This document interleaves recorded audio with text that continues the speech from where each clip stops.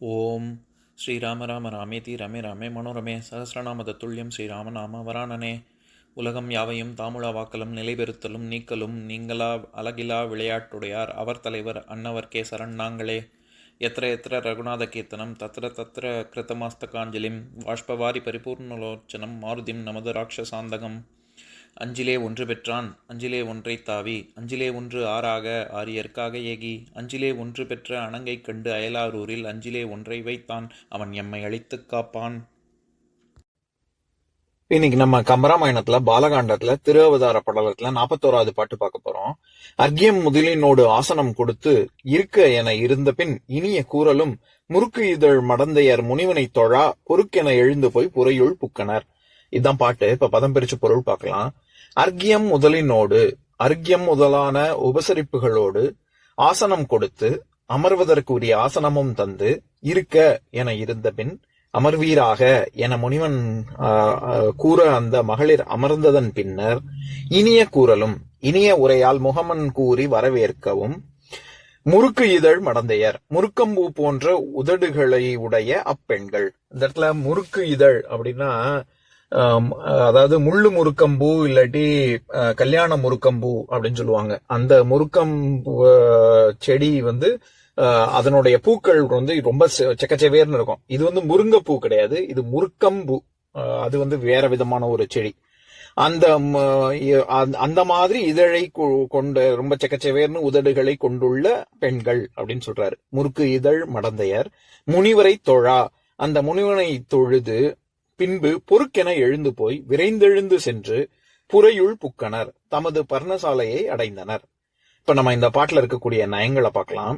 நம்ம போன பாட்டிலேயே பார்த்தோம்ல, அதாவது விலங்கு என புரிந்து இருந்தவர் இவர் என இணைய செய்தனர், இன்னென்ன மாதிரி செஞ்சாரு அப்படின்னு. அதாவது கலைக்கோட்டு முனிவர் அவர்கள் அந்த பெண்களை பார்த்து முனிவர்கள் நினைச்சு இதெல்லாம் செஞ்சாங்க அப்படின்னு பார்த்தோம்ல. எதெல்லாம் அப்படிங்கிறது அர்க்கியம் முதலினோடு ஆசனம். இந்த இடத்துல பொதுவா சமஸ்கிருதத்துல 3 விஷயம் சொல்லுவாங்க. அதாவது அர்க்கியம், பாத்தியம், ஆச்சமணியம் அப்படின்னு. அர்க்கியம்னா கையலம்புறதுக்கு தண்ணி விடுறது. பாத்தியம் அப்படின்னா காலலம்புறதுக்கு தண்ணி விடுறது. ஆச்சமணியம் அப்படின்னா வாய்க்கொப்பளிக்கிறது. சோ அர்க்கியம், பாத்தியம், ஆச்சமணியம் இதுதான் முறை. அதனாலதான் அந்த காலத்து வீடுகள்ல எல்லாம் எப்பவுமே வாசல் நுழையறதுக்கு முன்னாடி காலணிகளை கழற்ற இடத்துலயே ஒரு பெரிய அண்டானோ குண்டானோ அது நிறைய தண்ணி வச்சிருப்பாங்க, ஒரு சொம்பும் வச்சிருப்பாங்க. அத கை காலெல்லாம் அலம்பிட்டு வாயை கொப்பளிச்சுட்டு தான் வீட்டுக்குள்ளேயே நுழைவாங்க. அது கொஞ்சம் கொஞ்சமா அந்த பழக்கம் போய் அதுக்கப்புறம் இப்போ அபார்ட்மெண்ட் தனி வீடெல்லாம் வந்ததுக்கு அப்புறம் ஒரு குழா ஒண்ணு இருக்கும் வாசல்ல. அந்த குழால புடிச்சு கை கால அலம்பிட்டு வாயை கொப்பளிச்சுட்டு உள்ள வருவாங்க.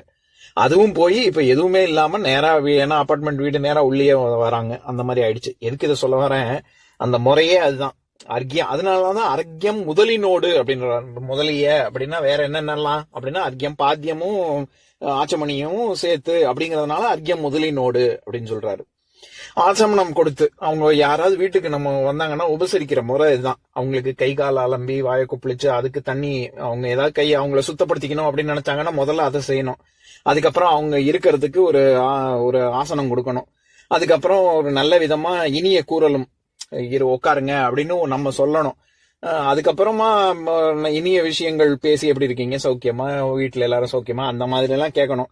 இனிய கேட்டு இதுதான் முறை. அதனால அவர் அப்படி சொல்றாரு. அர்க்கியம் முதலினோடு ஆசனம் கொடுத்து இருக்க என இருந்த பின் உட்கார்ந்ததுக்கு அப்புறம் தான் அவங்க இனிய கூறல் பேசுறதுக்கு தொடங்குறாங்க. அப்படி நிக்க வச்செல்லாம் வாசலோட அப்படி நிக்க வச்செல்லாம் பேசக்கூடாது யாரையும்.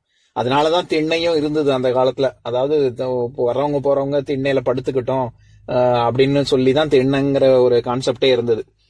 இதுல முனிவனை தொழா அப்படின்னு நம்ம ஏற்கனவே வினையச்ச வாய்ப்பாடுகள் செய்யா செய்து அப்படின்னு பார்த்தோம்ல. அந்த விலங்கு எனா புரிந்து இருந்தவர் அப்படின்னா எனா அப்படின்னா என்று அப்படின்னு அர்த்தம் பண்ணணும்னு. அந்த மாதிரி இங்க தொழா அப்படின்னா தொழுது, முனிவனை தொழுது பொறுக்கென எழுந்து போய் அப்படின்னா சட்டுன்னு. இப்ப நம்ம சட்டுன்னு செய்யறாங்க அப்படின்னு சொல்றோம்ல, அதுல பொறுக்கென அப்படின்னா டக்கு விரைந்து அப்படின்ற பொருள் கொண்டு வருதுங்க. பொறுக்கென எழுந்து போய் புறையுள் புக்கனர்.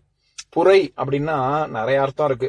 அதாவது வீடு, அப்புறம் ஆசிரமம், கோவில், தேவாலயம். கோவில் தேவாலயம் ரெண்டும் ஒண்ணுதான்.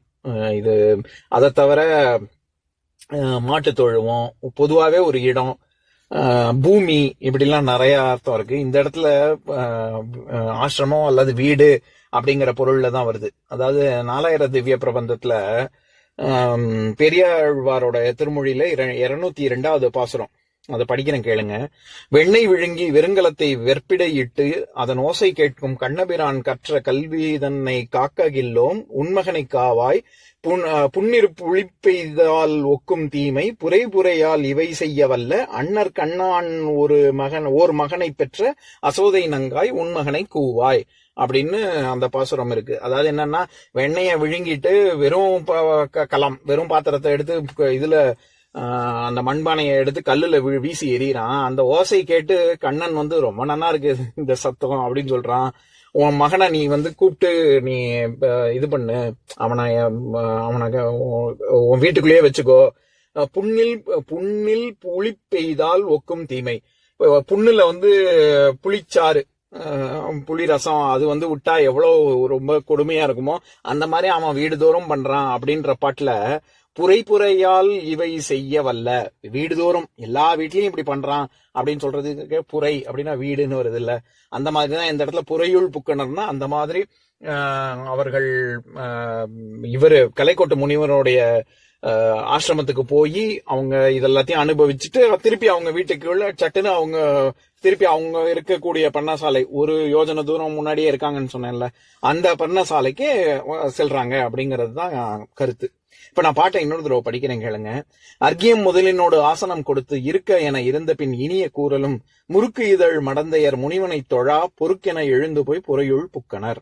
இன்னொரு நாள் இன்னொரு பாட்டு பார்க்கலாம்.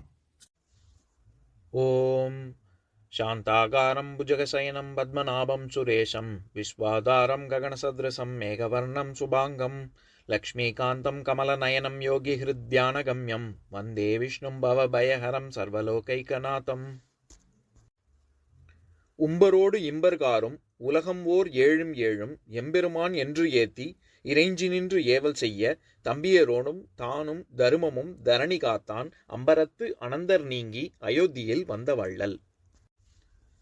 ஓம் பூர்ணமதః பூர்ணமிதம் பூர்ணாத் பூர்ணமுதஸ்யதே பூர்ணஸ்ய பூர்ணமாதாய பூர்ணமேவாவசிஷ்யதே.